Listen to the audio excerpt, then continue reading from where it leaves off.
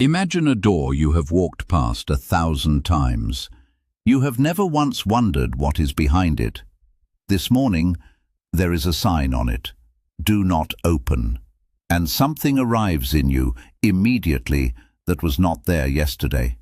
A small, specific, entirely unearned interest in a door that you did not care about 11 seconds ago. Nothing behind that door has changed. The room is the same room. What changed is that a possibility was taken off the table, and something in you went to collect it.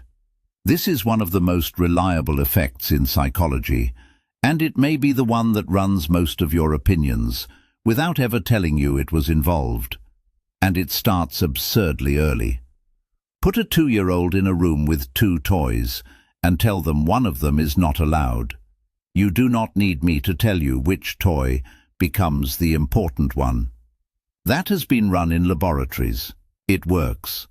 Which tells you something worth holding on to. This is not an attitude. Nobody taught it. It is closer to a reflex. And you did not grow out of it. You got better at explaining it. The 2-year-old grabs the forbidden toy and says nothing. You develop a position. You explain that you had been meaning to look into it anyway, that you do not like being handled, that the people telling you not to have an agenda. And here is the part of this episode that I would ask you to keep, even if you forget everything else. This mechanism never tells you it fired.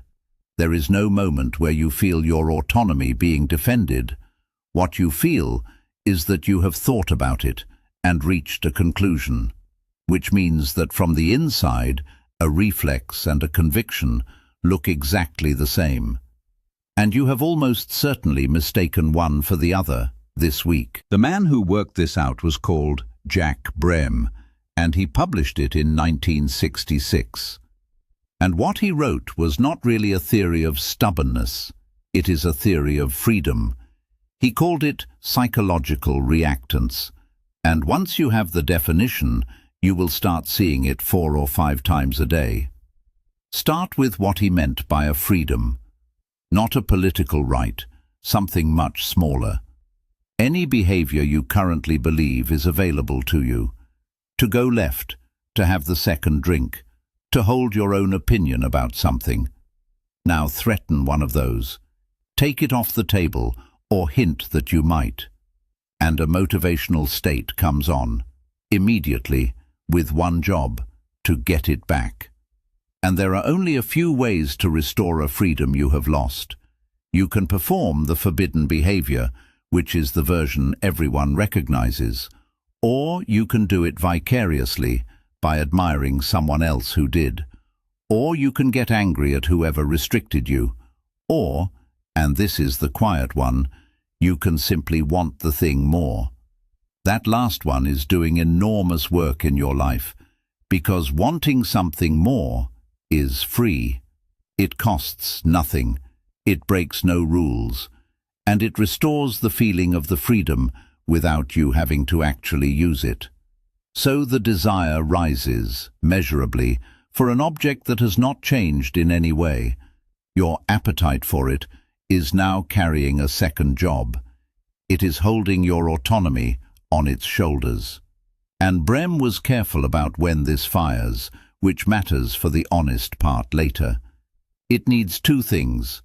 The freedom has to be one you actually care about, and the restriction has to come from someone with the standing to impose it. A stranger muttering that you should not order dessert does nothing. Your mother saying it is a different event entirely. It is not the sentence. It is who has the power to make it stick. Now the experiments. And the first one is so clean, it is almost unfair. Because it removes the object entirely, students were told they would hear a speech arguing a particular position. Then some of them were told that the speech had been blocked, censored. They would not be hearing it. And then their attitudes were measured before hearing anything. And they had moved toward the position of the speech, a speech containing arguments they had never encountered. Nobody had persuaded them. Nobody had made a case. The only thing that happened was that access was taken away, and an opinion rearranged itself around the absence. Sit with what that means for a moment. If you want to make an argument more attractive to people, you do not have to improve it. You do not have to find better evidence.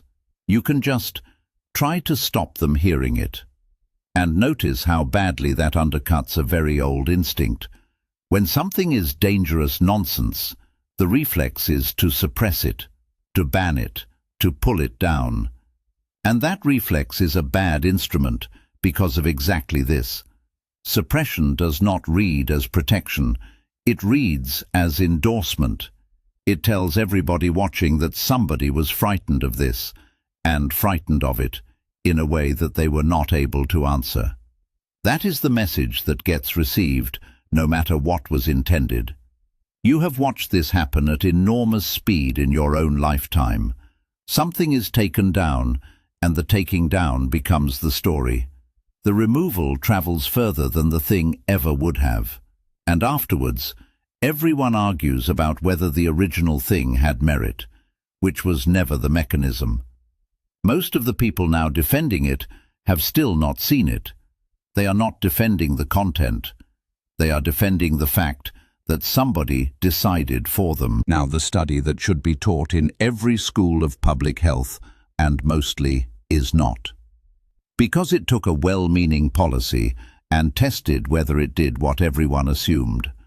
The policy was warning labels on violent television. The reasoning is obvious. Tell people the content is harmful, and fewer of them will choose it. The researchers set it up as a contest between two ideas, and I love how they named them. Tainted fruit, the label makes it look spoiled, and interest falls. Or forbidden fruit, the label makes it look restricted, and interest rises. So they showed people program descriptions, some carrying a warning, and asked which they wanted to watch. Forbidden fruit won.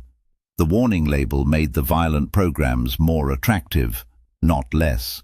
And the effect was strongest in exactly the people you would least want it to be strong in, the ones who score highest on reactance. So the intervention worked in reverse, and worked in reverse hardest on the people most likely to be a problem.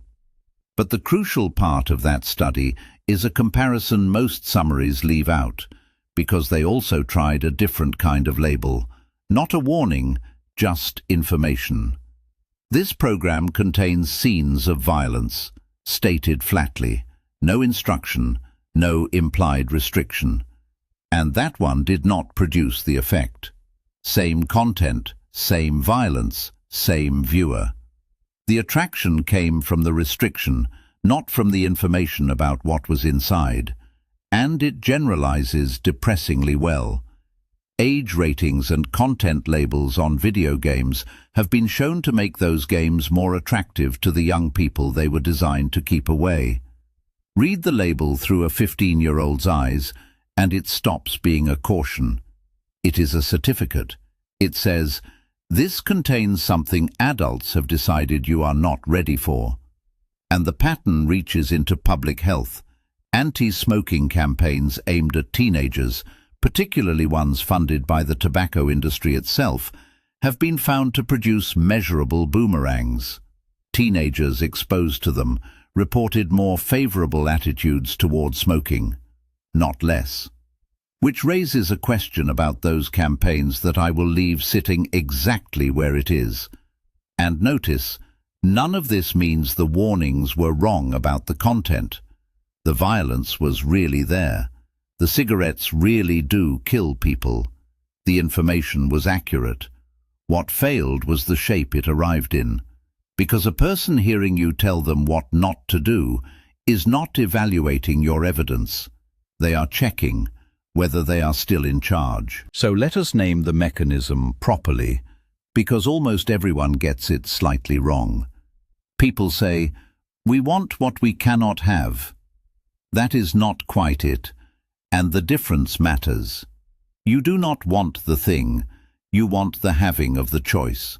The thing is just where the feeling lands, because a feeling has to land somewhere. And there is a clean test for that, which you can run on your own history. When a restriction lifts, what happens to the wanting? If the desire was really about the object, it should stay. It should be waiting for you, as strong as it was. And often, it simply is not there. You get access and discover the appetite has quietly gone home. Everyone has a version of this. The thing you fought your parents about for 2 years and touched twice, once you were allowed. The rule at work you found intolerable, that you have not thought about since it was dropped. The book you had to have, the moment somebody tried to take it off the shelf, that is still on your shelf, unopened. And that is the tell. The wanting evaporated, because the wanting was never about that. It was carrying something much heavier for a while, and then it was allowed to put it down. Which is also, if we are honest, a rather sad thing to notice about some of the fights you have had. Not all of them, but some of them were never about the thing. And this scales, because the same reflex that makes a teenager want a rated game makes an adult adopt an entire position, for no better reason than that somebody appeared to be assigning them one.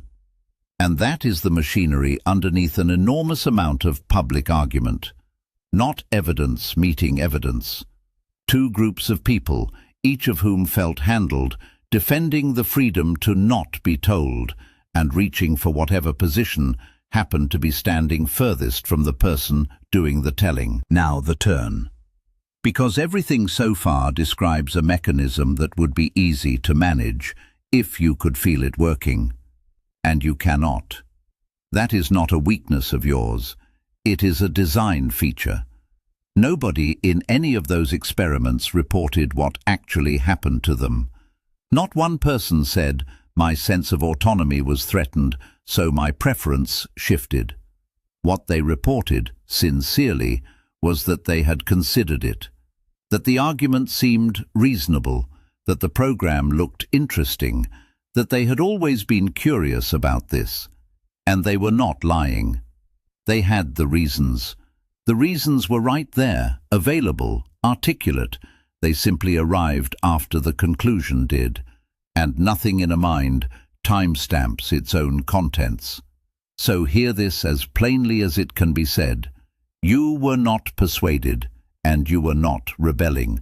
Your freedom was touched, and your opinions rearranged themselves to defend it, and then handed you the reasons. And there is a small, quite unsettling exercise you can do with that.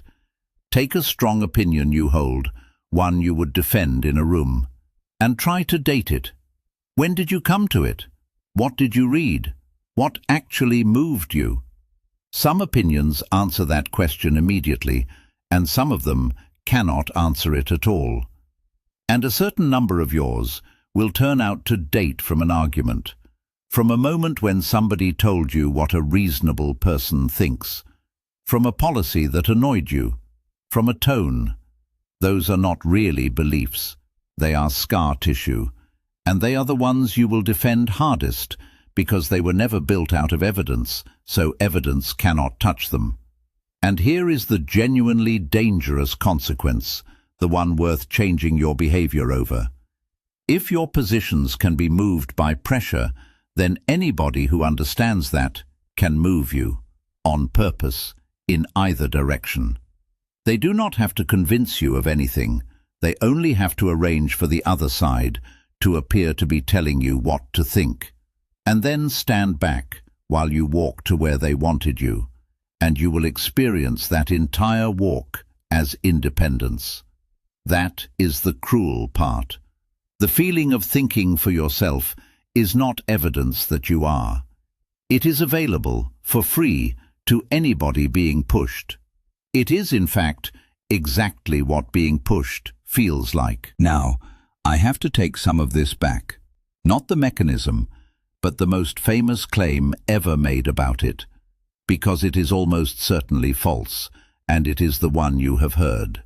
In 1972, Researchers followed couples over 6 months, and they reported that where parents interfered more, love and commitment went up. They gave it the best name in the history of psychology, the Romeo and Juliet effect. And that name did 50 years of work, because it confirms something everybody already believes. Forbid the love, and you feed it. It has been tested repeatedly since, in the early 80s, again around the turn of the century, and in a direct replication with nearly 400 people using the original measures. It does not hold up. The replication found no evidence for it at all, and what it did find pointed the other way. More interference and lower approval predicted worse relationships. On every measure they looked at, less love, less trust, more criticism. Disapproval did not act as fuel. It acted the way disapproval usually acts. It wore the thing down. And I am including that, rather than quietly leaving it out, because it is the honest boundary of everything else in this episode. Reactance is real. It is not a universal law of human behavior. It needs a freedom you actually care about, and somebody with the standing to threaten it. And it competes with other forces that are just as real. People want approval. People want to belong. Those pull the other way, and often they win. And now the abuse of it, which is everywhere and free. Because if restriction generates desire, then the cheapest thing you can do is imply a restriction that does not exist. They do not want you to know this. This is the video they tried to take down. Nobody will tell you this. None of that is an argument. It is a device for producing the sensation of forbidden knowledge around material that could not survive being examined. And there is a version of this that costs people much more than an opinion, because reactance does not check whether the advice is good.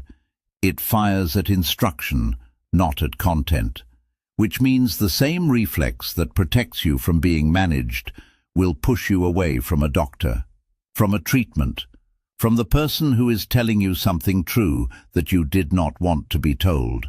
And refusing help in order to feel free is not keeping your autonomy, it is spending it.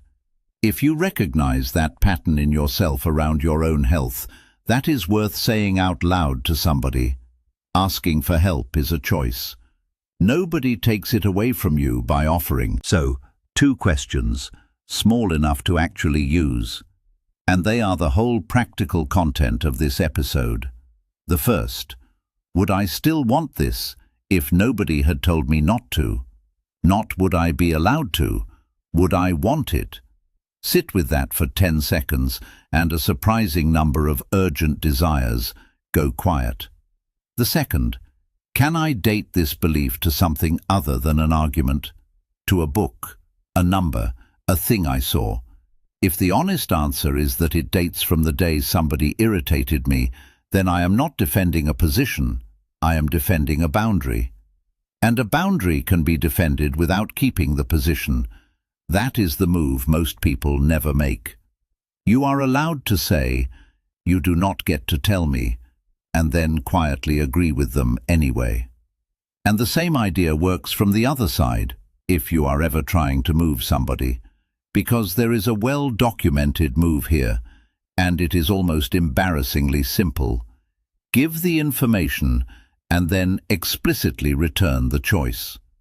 It is entirely up to you. Say that and mean it, and compliance goes up, not down. You did not weaken the request. You removed the thing they were about to fight, which is the same lesson as the labels. Information did nothing harmful. Instruction did. So if you want someone to actually hear a thing, tell them what is true and stop before you tell them what to do about it. It will feel incomplete, like you have left the sentence unfinished. That unfinished feeling is the sound of somebody else's autonomy remaining intact.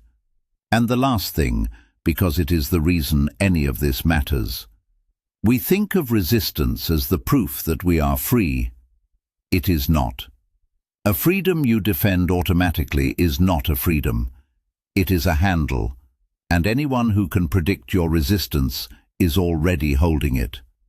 Being unpushable is not the same as pushing back at everything. It is being able to hear what not to do, and then decide, on the merits, with the irritation set to one side. That is a much rarer thing than rebellion, and it is the only version that is actually yours. See what people hide, even from themselves.